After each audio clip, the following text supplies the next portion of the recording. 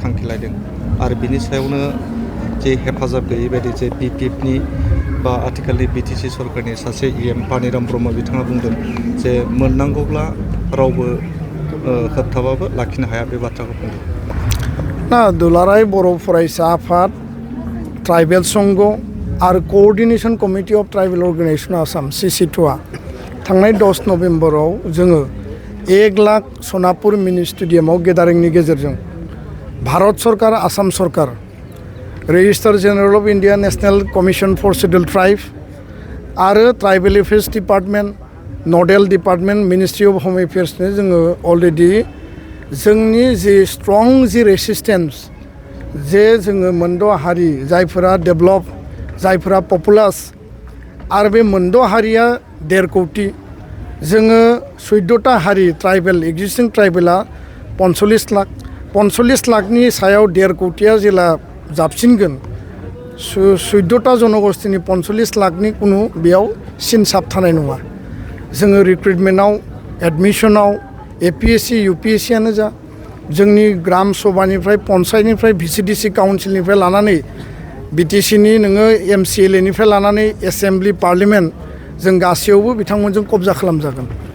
दा बेबायदि थासारियाव जोंनि अधिकारखौ कुनु कारनाव जाहाथे खर्ब खालामा आरो बे मोनद' हारिया जिहेतु एडभान्स बिसोरनि पपुलेसनाबो बारा बेखौ जोङो अलरेडि भारत सरकार आसाम सरकारनो जों मिथिहोबाय। जों स्ट्रं रेसिस्ट खालामदों आरो जों अपोज खालामदों। बेयाव सोरबाया पलिटिकेल लाबालाबनि थाखाय पलिटिकेल माइलेजनि थाखाय सोरबाया गावनि पलिटिकेल सार्थनि थाखाय कमेन्ट होदोंब्ला बे बिथांमोननि बाथ्रा।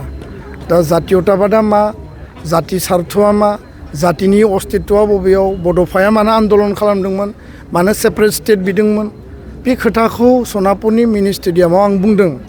भारत सरकार आसाम सरकारा जुदि गोरोन्थि खालायोब्ला जारिमिननि गोरोन्थिखौ जुदि रिपिट खालायोब्ला 7 सिस्टारा जाय कारनाव बाइफारकेट जादोंमोन बे एखे परिबेसा फैगोन होननानै बुंदों। बेखौ लानानै गोबां इन्टेलेक्सुयेलफ्रा गोबां मिडिया पार्सन्सफ्रा एडिटरफ्रा आंखौ कुइसन खालामदों जे नोंथाङा मानो आसामखौ खन्द' बिखन्द' खालामनायनि खोथा बुंदों। जों आसामनि इन्टिग्रिटिखौ लुबैयो खिन्थु सोरबाया जोंनि अधिकारखौ धंस' खालायोब्ला 7 स्टेटआ मानो जानाय बेनि हिस्ट्रिखौ मानो रिपिट खालामनो नागिरदों। दा बेखायनो हानजाया मा बुंदों सोरबाया मा बुंदों बेखौ लानानै आङो जेबो कमेन्ट होनो नागिरा। रायजो राजाया बिसार खालामगोन इन्टेलेक्सुयेला बिसार खालायगोन आरो एनि टाइम जोङो गावनि पलिटिकेल सार्थनि थाखायल' खोथा बुंनाङा।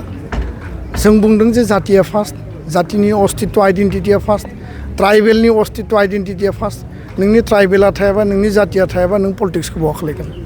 दा बेखायनो जाय जेखि बुङा मानो आसामनि गासै पलिटिकेल पार्टिया 6 कमिउनिटिनि ST होनायाव पजिटिभ आसामनि गासै माने लिडिं स्टुडेन्ट अर्गेनाइजेसना बयबो 6 कमिउनिटिनि ST होनायाव पजिटिभ बयहाबो समर्थन दङ एक्सेप्ट 14टा ट्राइबेलनि 26टा आफादफोरनि अनगायै नेशनेल आरो रिजनेल पार्टि आसामनि आरो लिडिं स्टुडेन्ट अर्गेनाइजेसन गुबुन हारिनि जायफोरा ट्राइबेल नङा बयबो समर्थन खालायो।